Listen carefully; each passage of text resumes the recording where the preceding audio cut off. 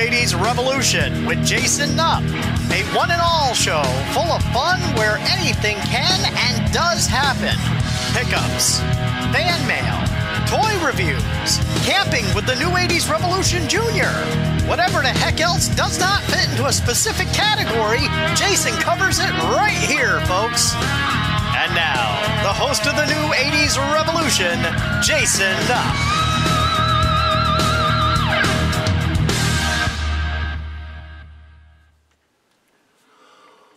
What's up, guys? Jason Nupp, New 80s Revolution, down here in the cave for another episode of the TN80sR half-hour power hour. Here we go. That's right. We're doing these a little bit more frequently than I had planned because the questions are so backlogged. Do not worry if you have sent a question or a list of questions to the email address TN80rquestions@gmail.com. It is sitting in the email account. They are all there. They are all there. They will all get answered, every single one. Let's just jump right into it right away. This one is from my man Nate Masick. He has been a long-time fan of the channel, and he asks, well, actually, Nate's question has been answered already. Nate asks, been a fan for several years now, love your channel, here's my question. Did Mrs. 80s Revolution support your collecting right away, or did it take time for her to warm up to it? The last few years I've been mentioning to my wife that I was thinking about starting a collection of old G.I. Joe figures from my childhood, and ultimately the USS Flag. The first time I told her, she asked what I would do with them. I told her that I would put them on shelves down in the basement. That statement was met with a blank stare followed by laughter. She thought I was kidding until she noticed I was not laughing. Well, Nate, I would like you to take this time now to call your wife into the room, and so that I can ask her to not laugh. To not laugh. No, indeed. There is nothing funny about setting G.I. Joe figures on a shelf in your basement. I should know. And I would like you to pop some popcorn and sit down with her and go back about 2 episodes of the TN80sR half-hour power hour and watch a very special episode with me and Mrs. Rev as she talks all about her experience with my collection. Go check that out. Did she accept it right away? Yeah, accept and understand, I guess, are different things. I don't necessarily think she understood it because she was never a collector of anything herself. But she watch the episode. You'll see how far along we've come. Thank you, Nate. Sign fan, we're finally getting to you.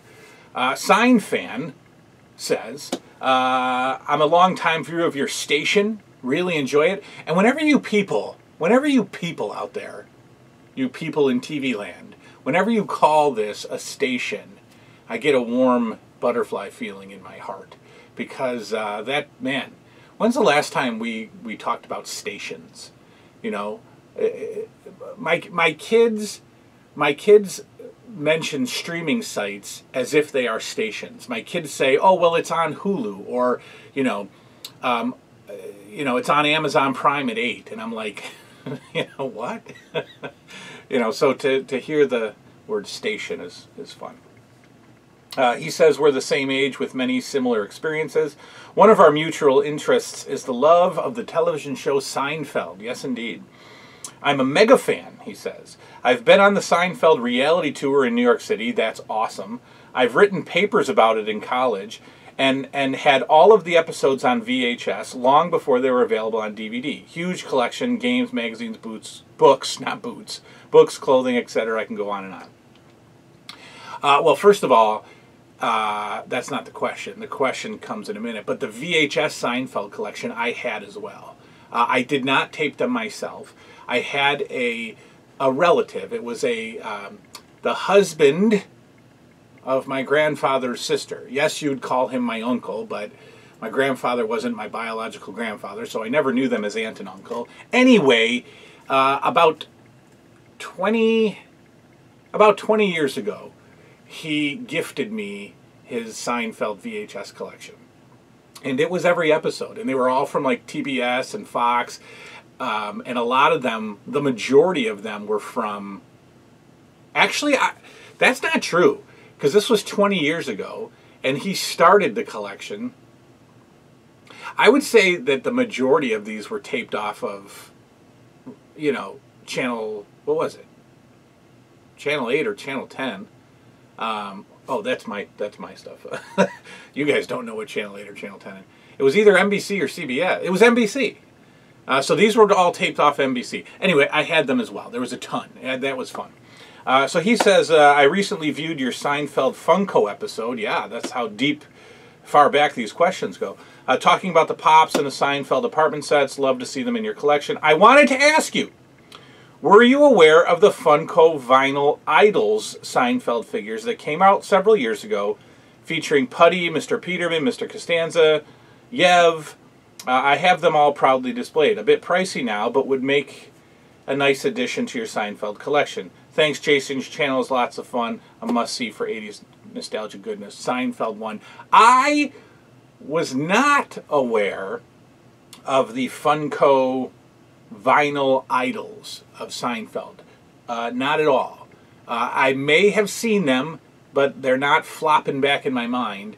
And when I, you know, throw up a few pictures for you to see, I'm sure it'll re-trigger my memory of them.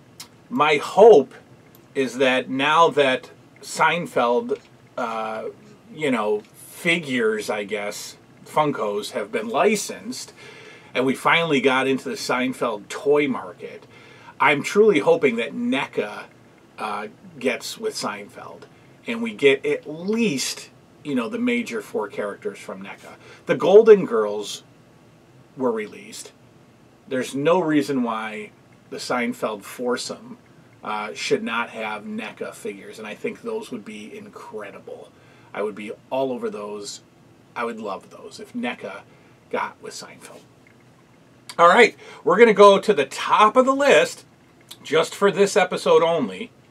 We're going to go back to the list. I have not transferred over the the new batch of email questions into the computer. So starting next episode, we're going to have all of those questions that are still out there. And all of you, again, everybody who sent something, it's coming. John, my man John, they're coming.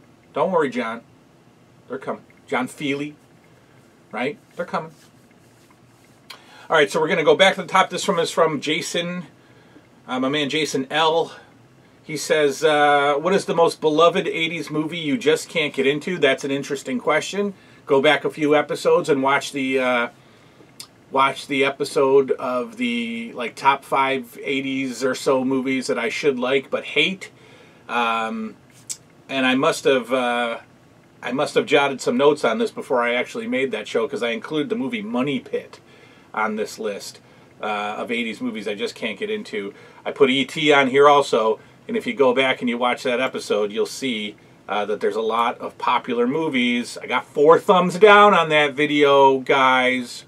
What's with that? 4 thumbs down. He also says, who are your top 5 biggest 80s crushes? Great, great, great question. Great question. Alyssa Milano. Samantha Michelli.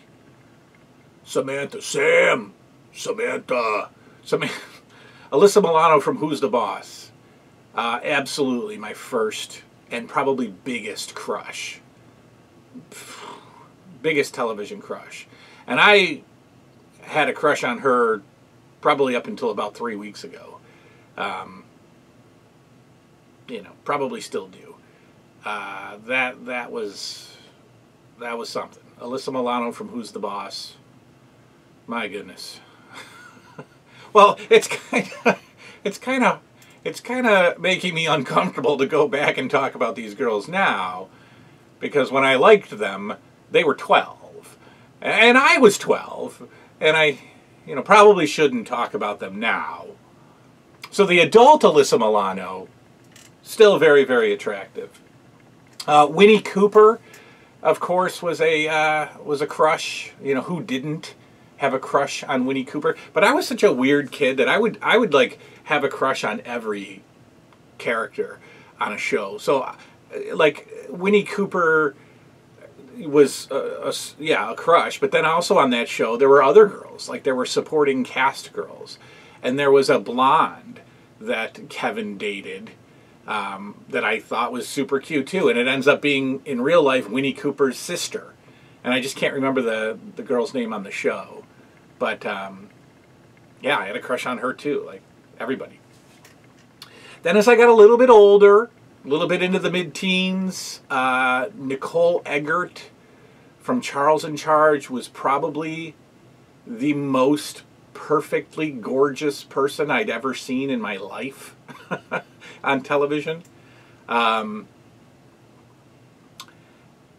She's been to some conventions, you know, recently, and you know, things have changed, but then and I you know, I don't want to, I'm not going there on this channel. We don't go there on this channel. We keep it very very kid friendly. But there was a movie in the 90s with Nicole Eggert and Corey Haim. One of the Coreys. Wasn't Feldman. Corey Haim. With Nicole, and my goodness, I think the movie's called Blown Away.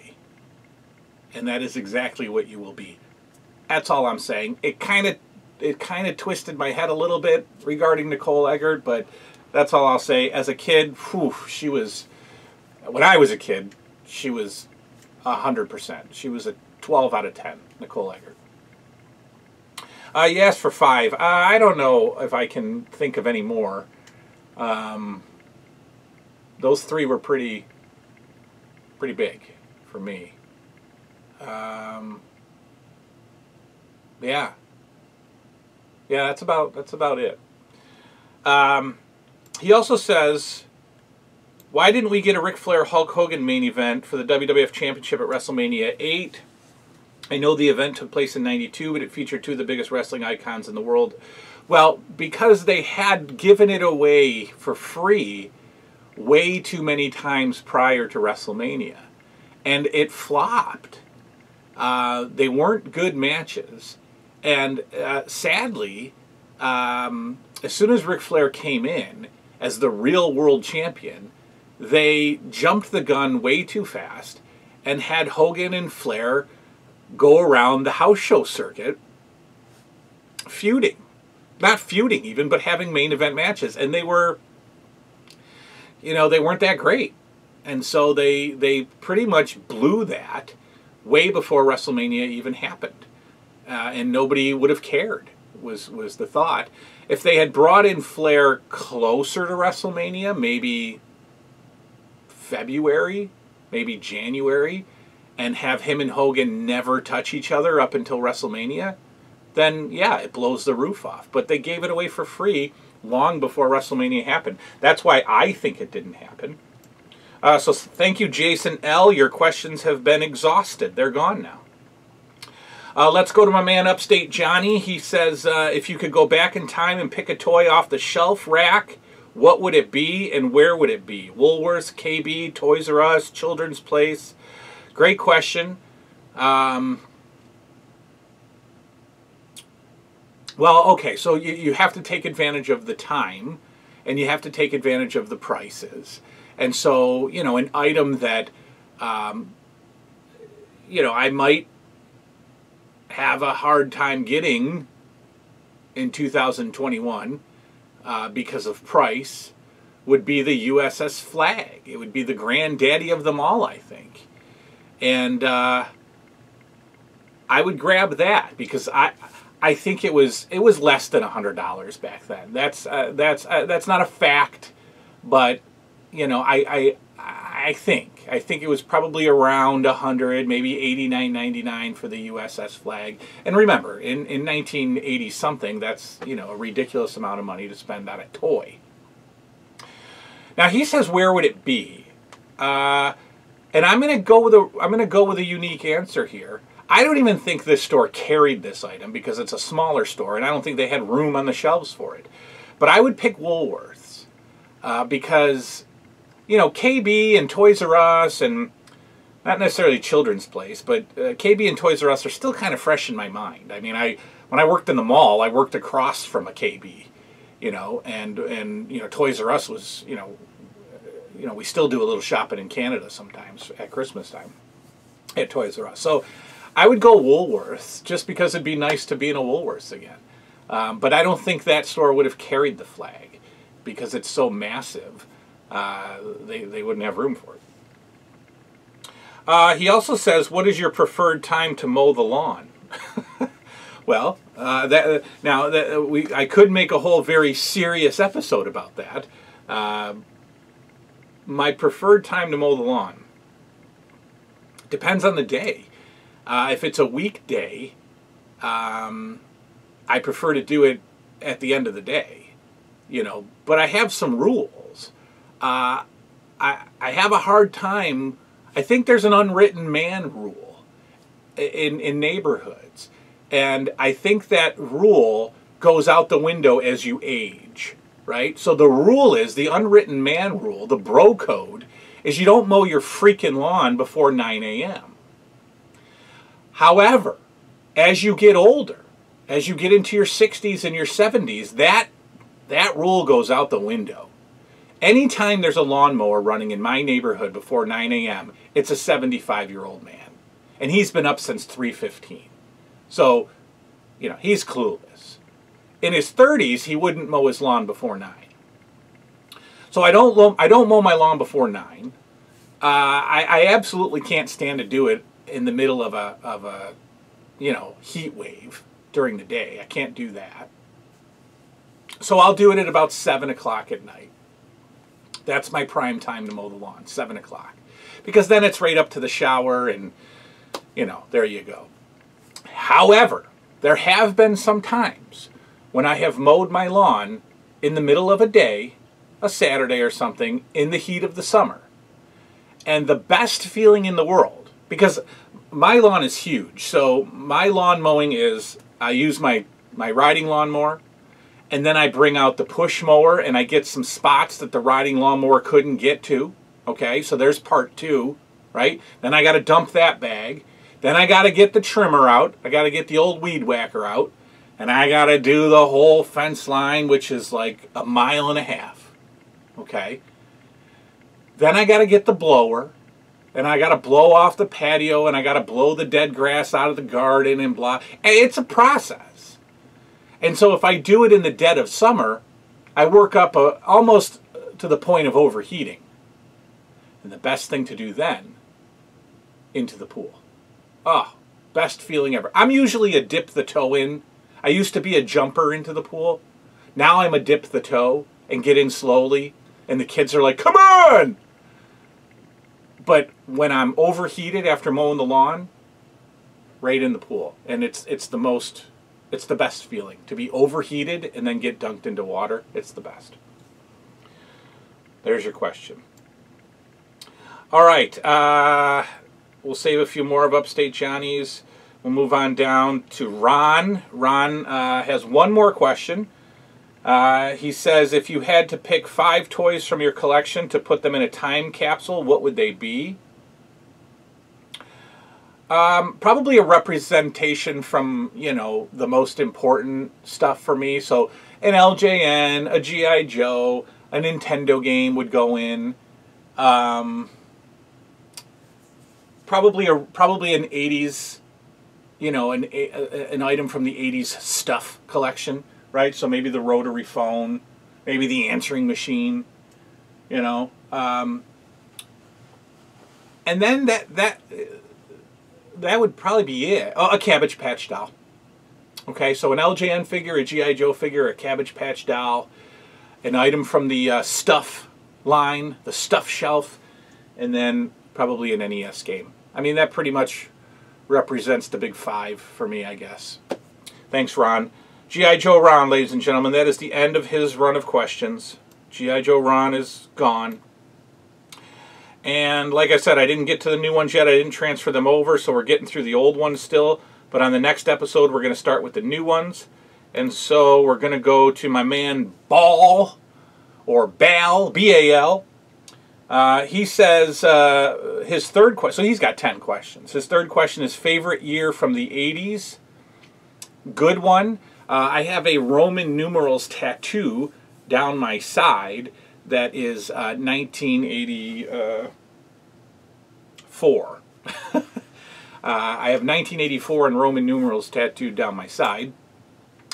And that's it. That's the year. 1984 is my favorite year of the 80s. It was the jump off. 1984 was the jump off. It was the jump off for wrestling. The WWF jumped off in '84. Toys. You know, you can go and get like a 1983 Sears Wish book, and you got your He-Man and you got your Joes, and you know, you're starting to get there. But go get that '84 catalog, and boom, it explodes. You know, it explodes. So '84 was the jump-off year for cartoons. It was the jump-off year for toys. It was the jump-off year for wrestling. My favorite year in the history of the world, 1984. He says, pick 5 wrestling guests for dinner. 5 wrestling guests for dinner. I mean, that's, you know, that's a good one. I don't know what logic I would use, right? I don't know why I would pick the people that I would pick. I don't know. Not in a, you know, what would be my, I guess I'd have to figure out what would I be wanting to accomplish. You know, would I want to learn all sorts of stuff? Would I want to pick their brain? Would I want to get into scandals? You know, what would I want to be accomplishing? I mean, Vince McMahon probably isn't much of a conversationalist anymore, but I would definitely want him around. I don't know. I would want people that are going to be super honest. So probably not anybody who's been too huge, that has, you know, an agenda. You know, kind of like mid-level guys. Just not because they're super celebrities, but because I think they would be the most open and honest with conversation. Like Bobby Heenan, if Bobby Heenan was around, I would love to have him. I don't know who would be the most honest about history. You know, Ricky Steamboat maybe. You know, so that's what I would want. I wouldn't just want 5 of my favorites. You know, that's like Hogan and Flair, and I wouldn't want that. I'd want to accomplish something. You know, I would want to get the best, most honest stories from people. He says 5 worst movies. So we'll go and we'll send him back to the movies that I should love but don't. So go ahead and watch that. He says 5 worst wrestlers. Name my 5 worst wrestlers. It's hard to do, you know, the 5s question because I don't pre-read these and get answers ready in my head. Chief J Strongbow, I can't stand. I can't stand Chief J Strongbow. He's so odd. He's just so odd. Go back and watch a Chief J Strongbow match. He has the weirdest facial expressions and the weirdest, like, twerky, jerky movements. I know he's doing like the rain dance when he, you know, but, or the, I don't know, whatever, he's doing like some kind of Indian stereotype dance around the ring, but he like tilts his head to one side and he's so weird. Chief J Strongbow, I can't stand. Superstar Billy Graham, I don't like. Jesse Ventura, and I think Jesse Ventura is one of the cooler dudes in the world now. I just think he's so cool. I know he's got like all these, you know, theories and things like that, and he's you know, his politics are kind of, you know, you hate him or you like him politically, but I just think he's a cool guy, you know, and I love the way he talks. You know, Jesse Ventura is just, you know, he's just so cool, and he's got so many great stories, McMahon, and I just love it. I dig it. I like Jesse Ventura. You listen to him on the Howard Stern interviews. It's fantastic.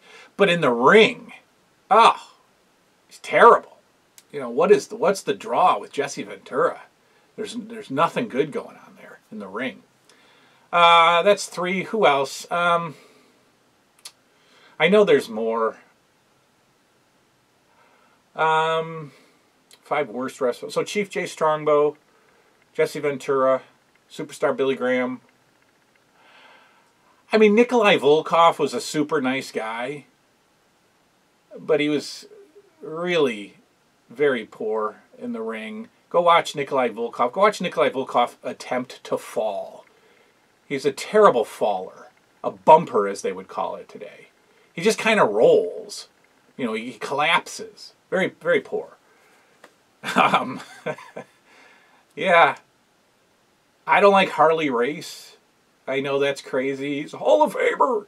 But Harley Race matches bore me to tears. And he's constantly grunting in his matches. Like, watch Haku versus Harley Race from WrestleMania 5. And both of them, the entire match, are going, the whole freaking match. So that's that. All right, that's where we'll wrap it up. My man Ball and Upstate Johnny, and that's it. Upstate Johnny and Ball, you're going to the back of the list. We're bringing up the next batch of questions from the emails for the next episode. Next episode's probably going to be within a day or two, because I like to rattle these off. I'm having fun with these. But you two fellas are going to the back of the list. But there is some good questions. There is some good questions remaining from Upstate Johnny and from Ball. Very good questions. So I'll get to them as well. All right, that's that, guys. Thanks for hanging out with me.